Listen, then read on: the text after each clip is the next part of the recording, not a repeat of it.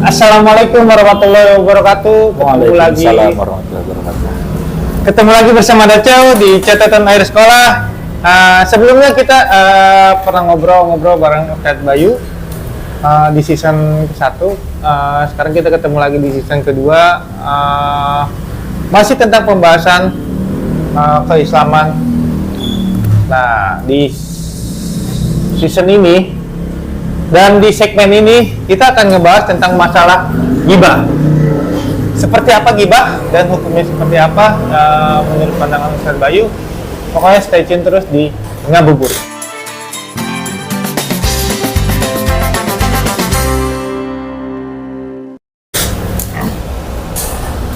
Assalamualaikum Pak Ustadz. Waalaikumsalam warahmatullahi Ketemu lagi Pak Ustadz di catatan akhir sekolah nih Pak Ustadz. Siap. Sebelumnya kita seru banget ya Pak Ustadz, kita ngebahas masalah uang halal dan haram. uang halal dan uang haram. Nah, mungkin nanti di season ini kita akan ngebahas masalah ghibah Pak Ustadz. Ya kan? Ghibah. Ghibah itu apa sih ya? Karena kebanyakan orang nih, mungkin ghibah itu bahasa zaman anak sekarang kali ya? Ghibah Apa? itu udah bahasa lama ghibah itu. Kalau sekarang ya mungkin ya nyinyir lah ataupun gosip ya. Iya, mungkin bahasa dulu gosip ya. Namun cara setiap orang Sunda mah ngomongin jelema di tukang merenya. Nah ini dari ghibah ini kan apakah benar yang namanya ghibah ini membicarakan orang lain di belakang berarti kan? Nah, orang ngomongin orang lain di belakang, walaupun itu ngomongin orang lain di belakang baiknya atau buruknya. Nah, seperti Pak Ustadz, pandangan Pak Ustadz seperti apa? Jadi disebut ghibah itu ketika kita menceritakan hal, kondisi, keadaan orang lain yang orang lain itu tentu tidak suka. Berarti Berarti itu negatif. ghibah. Ghibah. Negatif. Negatif. Kalau kita membicarakan yang bagus, ya bagus, karena akan bisa banyak yang bisa kita ambil. Makanya kan dua resiko ketika kita berghibah ini adalah kalau apa yang kita bicarakan, yang kita ceritakan itu adalah benar adanya, kan benar kan itu ayana lah faktanya, itu adalah ghibah. Tetapi kalau yang kita ceritakan ini adalah tidak sesuai dengan keadaan kondisi dari orang tersebut, jatuhnya adalah ya fitnah gitu. Oh, berarti dari ghibah itu bukan menjadi fitnah. Nah, ya, tentunya akan jadi fitnah kalau kita tidak sesuai dengan kondisi. Jadi kalau kan kita ngomong apa adanya nih, apa adanya tentang si A, apa adanya tentang si B, ya itu adalah ghibah. Karena orang itu belum tentu suka kita bicarakan gitu, hal-hal yang negatif gitu ya. Tapi kalau misalkan yang kita bicarakannya tentang orang lain adalah kebohongan yang tidak dikerjakan oleh orang itu, tidak dilakukan oleh orang itu, jatuhnya adalah fitnah gitu. Oh, berarti ghibah akan berunsur ke fitnah. Walaupun yang dibicarakan itu baik. Walaupun kalau yang dibicarakannya baik, itu bukan ghibah. Tapi kita bisa mengambil satu kebaikan dari orang tersebut yang bisa kita buat tauladanin gitu, buat kita pelajarin gitu. Berarti kalau misalkan yang namanya ghibah berarti tidak satu orang atau dua orang ya? Bisa kemungkinan itu beberapa orang yang membicarakan orang itu di belakang, ya kan? Seperti ada yang sering terjadi itu pasti yang namanya ghibah-ghibah itu biasanya di kalangan-kalangan tetangga atau sekelompokan orang yang mungkin atau di pekerjaan yang mungkin tidak suka dari orang tersebut. Nah, kenapa yang kita permasalahin kenapa harus ghibah ini tuh dijadikan yang namanya apa ya namanya dijadikan untuk membicarakan orang lain gitu Pak Ustadz. Maksudnya gini loh, kenapa sih dia nggak ngomong langsung gitu saja, malah ngomongin orang itu di belakang? Apakah itu termasuk dari sifat mereka atau gimana? Ya gitu, balik lagi karena memang sudah menjadi kultur dia di negara kita ini di akhir zaman ini. Kalau kita nggak gosip itu kayaknya kita nggak up to date. Iya benar. Dan terkadang memang obrolan kayak gitu tuh kayaknya seru gitu. Iya. Ya menceritakan keburukan orang lain. Makanya saya selalu berpesan sama kawan-kawan, sama siapapun itu, jangan sekali-kali duduk dengan orang yang suka menceritakan keburukan orang lain. Kenapa? Karena nanti ketika kita berdiri meninggalkan tempat duduk kita, maka kita yang akan menjadi omongan dia. akan menjadi topik selanjutnya adalah diri kita gitu. Ya. Makanya lebih baik ketika ada obrolan-obrolan yang sudah membicarakan keburukan orang lain tentang si A, tentang si B, tentang si C, lebih baik tinggalkan. Oh, Karena jadi jatuhnya itu baik lagi, yang berbicara dan yang mendengarkan satu keburukan akan menjadi orang buruk tersebut gitu. jadi sama gitu. nimbrung lah ya. Walaupun yang nimbrung gitu. Walaupun Walaupun yang misalkan nimbrung. ada 5 orang, ya kan. Yang 2 nih nggak gibah Yang 3 cuma mendengarkan. Itu gimana itu? Yang berbicara dan yang mendengarkan dosanya sama. Oh, dosanya sama. Dan ada lagi yang datang nih, Iya. ikut-ikut nimbrung juga. Walaupun nggak tahu apa-apa. Walaupun nggak tahu apa-apa, cuma pengen tahu gitu. Ya baik lagi, yang membicarakan dosa, yang mendengarkannya pun akan dosa gitu. Ya sama kayak misalkan maaf nongkrong dalam satu kemaksiatan, orang itu datang buat membantu kemaksiatan tersebut, orang itu akan dijatuhkan hukum yang dosanya sama seperti orang yang melakukan hal maksiat tersebut gitu. Oh, jadi kalau Jadi misalnya lebih baik hindarin ya, dihindarin. Tapi kayaknya di kalangan zaman sekarang kayak menghindari itu susah ya. Memang susah, makanya lebih baik ini kalau misalkan siapapun teman kita mungkin yang sedang diceritakan, lebih baik datang ke orangnya dan minta klarifikasi. Lebih baik ngobrol bermusyawarah. Oh, bermusyawarah ya. Kurang sih mahnya kieu, kurang sih kieu. Kalau kita langsung dengar kan enak, tabayun namanya. Tabayun. Nah, kalau tabayun, ya si A yang sedang kita omongkan, si A tuh begini dalam hal yang buruk ya. Lebih baik tanya, bener teh mana kieu gitu. Kan toh nggak susah, tetapi dalam koridor syariat Islam tetap ya ketika kita menegur seseorang itu ada adabnya gitu. Iya, adab, Jangan menjatuhkan seseorang ataupun seseorang membicarakan kejelekan orang lain ketika dalam ngumpul gitu ataupun dalam musyawarah. Tapi datang, temui, bicara empat mata, kenapa. Nah itu sebenarnya lebih efisien ya. Efisien atau Daripada gentle kita- lah ya. Iya, daripada kita membicarakan keburukan orang lain. Kadang kita membicarakan keburukan orang lain itu kan untuk menjatuhkan dia dan untuk menaikkan diri kita biasanya. Ya, iya. Jadi ngejore-jorekan si iya, Biar kita mendengarkan orang. padahal mah nggak akan diri kita derajatnya diangkat ketika kita membicarakan keburukan orang lain. Iya benar-benar. Tapi ada gak sih yang namanya gibah kebaikan? Gibah kebaikan ada ya, itu berarti membicarakan kebaikan orang tersebut. Si iya rajin ya, mau sedekahna nih, berlaku orang ge eleh. Ini rajin nih sholat mah ya ke masjidnya 5 waktu gitu. Baku orang ge eleh yuk sama-sama nah gitu. Tapi itu hukumnya apa? Sama aja membicarakan orang lain dong.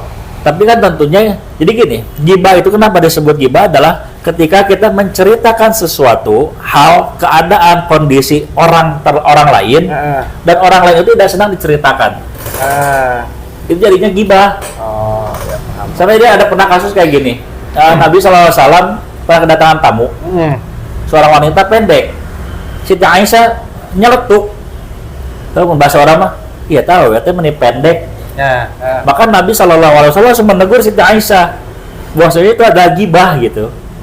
Oh, walaupun itu menyatakan keadaan orang tersebut secara fakta gitu. Sebenarnya gitu. Tetapi itu adalah nyeletuk itu sebutnya gibah. Iya, kata Nabi tetap itu adalah gibah gitu. Oh berarti deskripsinya banyak juga ya? Banyak gibah ini, makanya Habib Umar dalam satu statement waktu di Masjid Al Istiqlal kalau nggak salah apa di mana, jadi beliau sampaikan man matada iman minal ghibah bahwa man akhir yadkhulu ilal jannah wa man matada iman minal ghibah bahwa man awalu yadkhulu ilan nar. Jadi kalau ada orang yang ketika masa hidupnya senang bergibah, bergosip, menceritakan keburukan orang lain, membuka aib orang lain, terus dia tobat lalu dia mati, maka dia orang yang terakhir masuk ke dalam surga. Dan kalau ada orang yang dalam hidupnya senang membicarakan, menggibah, membicarakan keburukan orang lain, dan dia mati, maka dia adalah orang yang pertama masuk ke dalam neraka. Jadi segitu bahayanya gibah tuh. Oh bahaya. Jadi kata Habib Umar dalam satu statementnya gitu. Iya bahaya ya. Jadi bahaya banget gibah. Iya. Berarti emang benar ada yang namanya mulutmu adalah harimau. Nah sekarang kan bukan hanya mulutmu harimaumu, sekarang adalah jempolmu adalah harimaumu gitu. Oh, Ya sama kita sekarang berkomentar. men-share sesuatu yang sebenarnya kita tidak tahu itu adalah sesuatu yang gibah secara media elektronik gitu. Contohnya ada statement misalnya orang status si A ini maling, ini pencuri, begini, hati-hati. Padahal si orang ini membuat statement itu untuk menjatuhkan orang tersebut. Lalu kita tiba-tiba karena rasa peduli biar orang lain tidak jadi korban, kita main share aja gitu. Akhirnya kan di-share lagi. Padahal sebenarnya enggak, ini orang tuh baik-baik aja gitu. Nah kita menjadi dosanya fitnah gitu. Ataupun sesuatu yang tadi balik lagi adalah gibah. Makanya saya selalu menganjurkan ketika kita mau men-share sesuatu, kita harus dapatkan dulu dari mana ini narasumber dan dari mana statementnya gitu. Jangan hanya main share, apalagi ya memang sekarang netizen itu masya Allah ya, jempol ini begitu tajam ya, begitu jahat ya. Nah, Allah tuh sudah mengatur kita orang-orang beriman kepada Allah tuh sudah diatur kata Allah Subhanahu wa taala, kalau waqulu qaulan sadida adalah ketika kita menjadi orang yang beriman, ya alladzina amanu taqullah waqulu qaulan sadida. Orang-orang yang beriman bertakwalah kepada Allah waqulu qaulan sadida, dan ucapkanlah ucapan yang baik gitu. Nah kata Nabi, fayaqulu khairan aw liyasmut. Kalau kita bisa membicarakan sesuatu yang baik ataupun tidak bisa membicarakan sesuatu yang baik, lebih baik diam deh. Ya, lebih baik diam. Karena orang beriman harus selalu berbicara yang baik.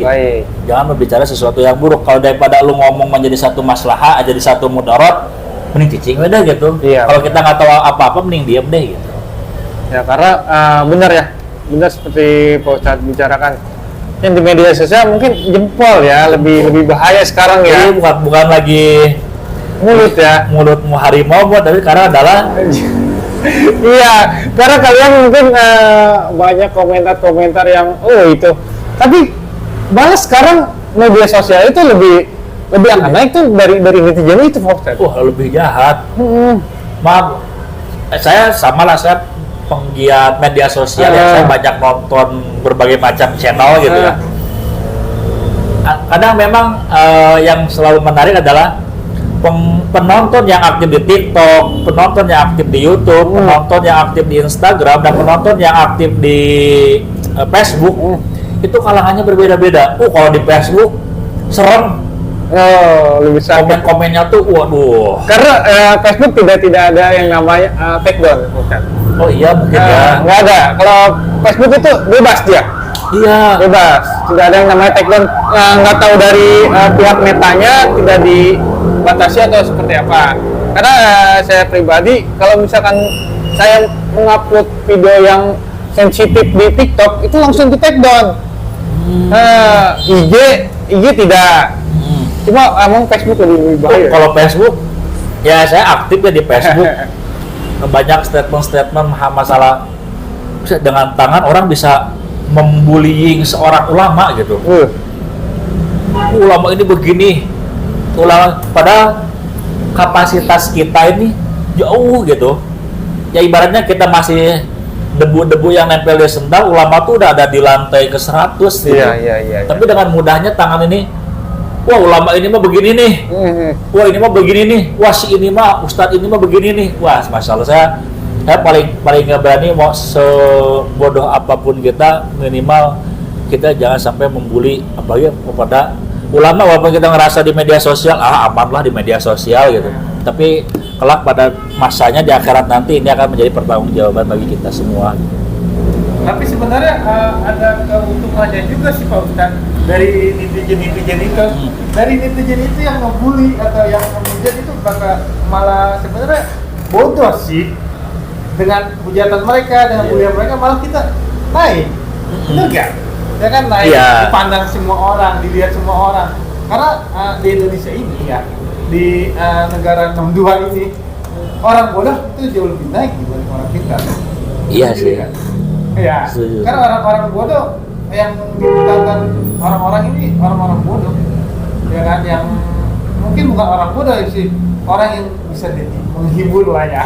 Makanya itu kapasitas tadi antara penonton yang YouTube, yang TikTok, Instagram dan Facebook, memang yang di Facebook itu, sangat benar-benar kejam sih bahasanya. Iya. Dibanding dengan yang lain gitu. karena emang di Facebook tidak dibatasi sih, dan semua kalangan dari anak kecil sampai yang Bisa. dewasa, semua bisa komentar gitu, kecuali di YouTube itu masih ada batasannya. Dan di IG nggak ada, di TikTok sekarang lebih viral TikTok ya, karena TikTok tuh konten ngomong apa yang dipotong apa nanti itu enggak. Iya, dan biasanya potongan dari YouTube kan. Iya, potongan dari YouTube ya kan. Padahal mah kalau kebanyakan orang nontonnya separuhnya doang ya. Iya, tapi itu kan yang akhirnya menjadi celaka ketika kita share, ya itulah yang jadinya gibah, terjerumus kepada fitnah. Fitnah itu asadu minal qatli, bahwasanya fitnah itu lebih kejam daripada pembunuhan gitu.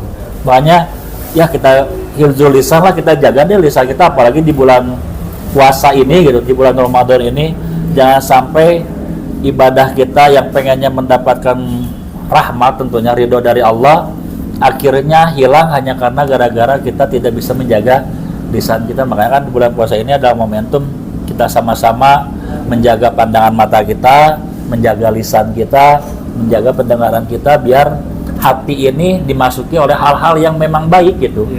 Agar yang kotor-kotornya terbuang, yang mungkin 11 bulan sebelumnya banyak hal yang kita kerjakan adalah sesuatu yang hitam lah, kotor, yang akhirnya masuk adalah subhat sesuatu yang haram. Dan di bulan Ramadan ini semoga dengan masuknya dari hal-hal yang baik melalui mulut kita, melalui pandangan mata kita, melalui telinga kita, sehingga berkumpul di hati, yang tadinya hati itu hitam, terkuras, terbuang menjadi suci. Makanya kita sucikan lagi kembali di bulan Ramadan ini gitu. Ya sama kan kalau kayak ibaratnya gelas deh. Gelas kopi, kalau kita kerannya yang bersih, otomatis yang terbuang adalah yang kotor gitu kan. Nah, begitupun hati banyak pintu saluran masuknya dari mana saja, hitam, kotor, akan bersih dengan sesuatu yang lagi masuk dalam sesuatu yang baik lah gitu. Nah, terakhir Ustaz, kalau misalkan di bulan puasa nih ya, ini orang puasa, ngaji, ya kan, sholat nih di waktu, tapi di pas jam-jam puasa ngomongin orang, batal gak? Kalau batal enggak, karena batal kan ada di dalam fikih ada hal-hal yang membatalkannya. Tetapi bisa jadi akan mengurangi apa yang menjadi pahala ibadah puasa kita gitu. Dengan kita membicarakan orang lain, pernah membicarakan orang lain bukan hanya di keburukannya, bukan hanya di dunianya saja, nanti ketika di akhirat pun imbasnya sangat besar gitu. Nah, kawan, itu jadi pembahasan tentang gibah yang pasti maupun kalian membicarakan orang lain di belakang itu sudah baik. Kalau kalian lebih berani sih kalian. Iya, kalau jantung ngomong aja depannya. Semua ya, ngomong aja depannya langsung. Itu udah ngomongin di tukang, ngomongin di harus. Jadi kalian daripada gibah, kan nggak lucu berarti namanya seorang laki-laki disebut gibah. Kebanyakan gibah tuh perempuan ya kan, atau ibu-ibu ya kan. Tapi tidak semua laki-laki juga banyak yang gibah. Dan gibah itu bakal jadi fitnah. Nah, pesan buat bulan Ramadan ini gimana? Ya intinya kayak tadi, kita sama-sama hifdzul lisan, kita jaga lisan kita jaga pendengaran kita jaga mata kita. Gini, ketika kita menyakiti hati orang lain, itu tidak ada sesuatu yang bisa membersihkannya. Sekarang ada bahasa pepatah, sanajisna eta sumut anjing gitu. Kalau menyentuh kepada kita, ada air yang bisa mensucikannya, ada caranya buat mensucikannya, membersihkannya gitu, dengan air ataupun dengan tanah. Tapi ketika kita menyakiti hati orang lain, mau pakai cara apa kita untuk membersihkan kotoran tersebut gitu. Jadi jaga hati kita, jaga hati kawan-kawan kita dari sesuatu hal yang memang buruk di bulan Ramadan ini gitu. Berarti di bulan Ramadan ini sucikan hati kalian dan jaga lisan kalian. Oke Pak Ustadz, terima kasih di sesi Sama-sama. pertama dengan Pak Ustadz Bayu, dan sesi kedua kita ketemu lagi dengan Pak Ustadz Bayu, dan mudah-mudahan di season berikutnya kita masih bisa ngobrol ya Pak Ustadz ya. Amin amin. Terima kasih buat kalian yang masih stay tune di Catatan Nilai Sekolah. Jangan lupa follow IG-nya Catatan Nilai Sekolah, dan IG-nya? IG-nya Bayu ART Tato. Nanti kita dicantumin di bawah. Pokoknya jangan lupa subscribe, komen, dan like. Assalamualaikum warahmatullahi wabarakatuh. Waalaikumsalam warahmatullahi wabarakatuh.